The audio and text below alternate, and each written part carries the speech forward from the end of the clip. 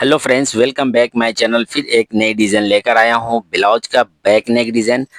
तो आज मैं फुल बैक नेक बनाकर दिखाएंगे।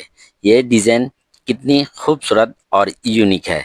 इस डिज़ाइन के अंदर बहुत ही अलग तरीके से डिज़ाइन को बनाया गया है। और इस डिज़ाइन के अंदर आप देखेंगे स्टोन चेन, बॉल चेन और गमिंग स्टोन फुल इस वीडियो में बनाकर दिखाएंगे कि किस तरीके से बनाया जाता है। और वीडियो में एंड तक देखेंगे तो आपको समझ में आएगा ये डिज़ाइन कितनी खूबसूरत और बहुत ही ज़्यादा फिनिशिंग है। और इस डिज़ाइन के अंदर बहुत ही फिनिशिंग तरीके से डिज़ाइन को बनाया गया है। और इसे आप फुल एंड तक देखेंगे तो आपको समझ में आएगा कि ये डिज़ाइन कितनी खूबसूरत और बेहतरीन डिज़ाइन है।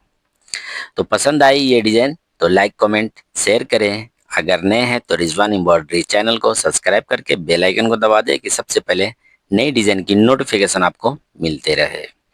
इस वीडियो में फुल स्टेप बाय स्टेप बनाकर दिखाएंगे, तो वीडियो में एंड तक बने रहें।